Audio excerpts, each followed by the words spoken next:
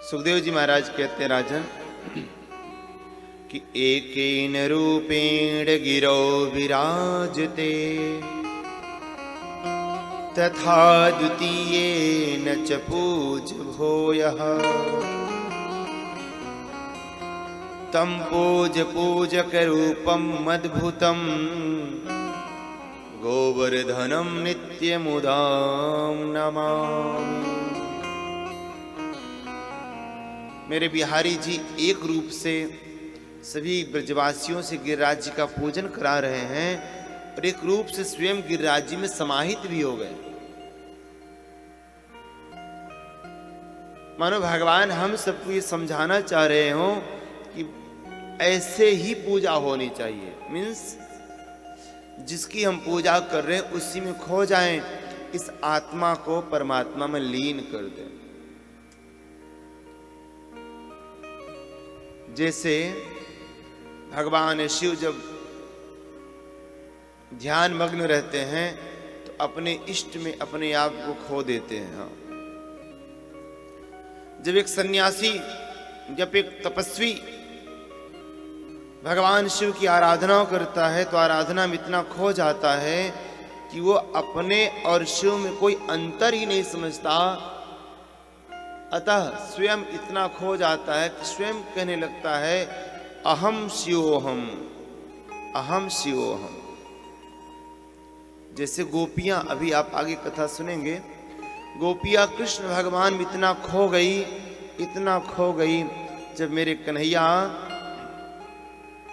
गोपियों को छोड़कर अदृश्य हुए ना, अंतर ध्यान हुए, तो सारी गोपियां कृष्ण के भाव में पगलाए गई। कोई गोपी कृष्ण बन जाती है, कोई गोपी विशाखा बन जाती है, कोई ललिता बन जाती है, कोई किशोरी जी बन जाती है और आपस में लीला करते हुए कहने लगती हैं, अरे सखी मैं ही कृष्ण हूं, मुझको देखो तो सही, अहम कृष्णो अहम, अहम कृष्णो अहम। ये प्रेम की चरम सीमा है। हम जिसकी पूजा कर रहे हैं उसी में खो जाए कि ढूंढता ढूंढता खुद खो गया, ढूंढता ढूंढता खुद खो गया, और जिसे ढूंढता था वो मैं खुद हो गया।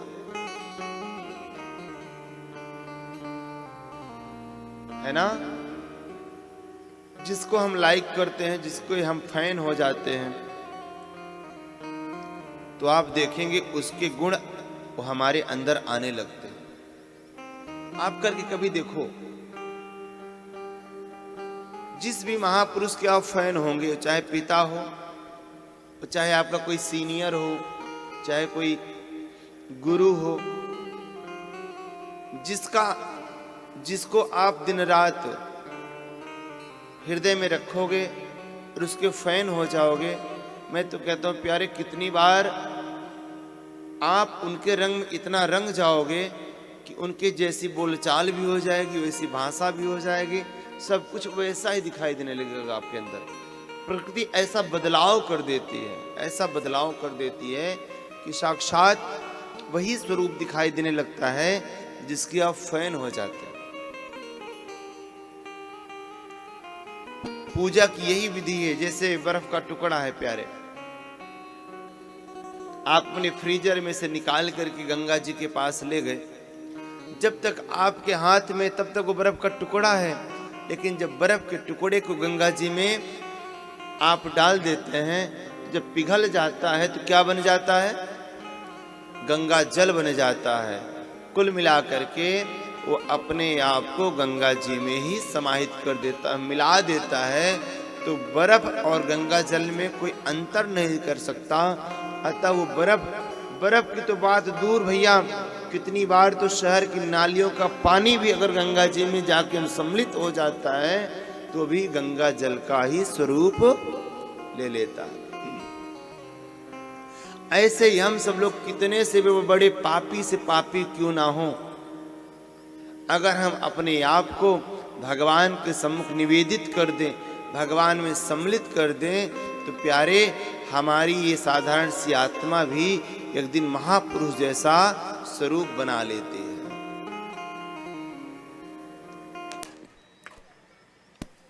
श्री राधे श्री राधे। कहने का मतलब पूर्ण रूप से भगवान में निवेदित हो जाना। लेकिन दुर्भाग्य है आजकल तो कुछ लोग मंदिर में जाते हैं भगवान की पूजा करने के लिए, मंदिर में या भागवत कथा पंडाल में कथा सुनने के लिए आते हैं, तो कितनी बार मन एकाग्रचित नहीं होता। आधा मन भगवान जी पे और आधा मन अभी नए नए जूते खरीद के लाए थे ना उस पे लगा रहता है।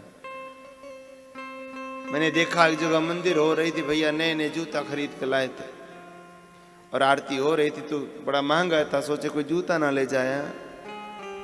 तो भगवान की मूर्ति के सामने खड़े हैं, पंडित जी मंत्र बोल रहे हैं कि त्वमेव माता।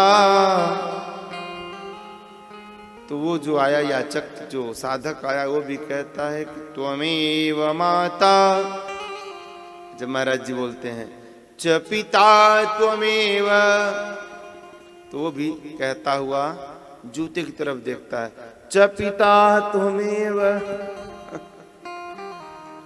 मतलब आधा ध्यान विग्रह पे और आधा ध्यान जूते पे। तो बोलो ऐसा उद्धार होने वाला है क्या?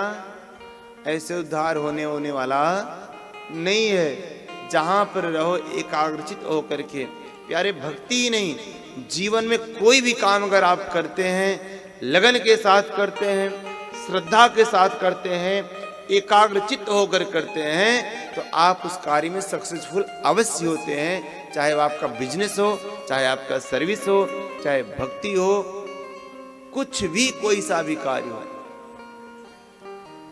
शांति कुंज हरिद्वार के महान संत श्री राम शर्मा आचार्य जी कहते हैं कि अगर हम अपने कार्य में सक्सेसफुल नहीं हुए तो इसका सीधा सीधा अर्थ यह है कि हमने उस कार्य को मन से नहीं किया।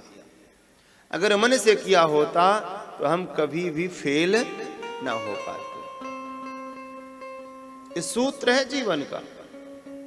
तो आज महाराज मेरे कन्हैया, मेरे बिहारी जी जब गिरिराज जी का पूजा करा रहे हैं तो उसी में खो गए और जयकारा लगा है, बोले गिरिराज महाराज की। जब वहां जयकारा लगा था ना तो इंद्र के कानों तक आवाज गई थी और आप लोगों की आवाज मंच तक नहीं आई अभी। हाँ, जब जयकारा लगा प्यारे, जब जयकारा लगा ना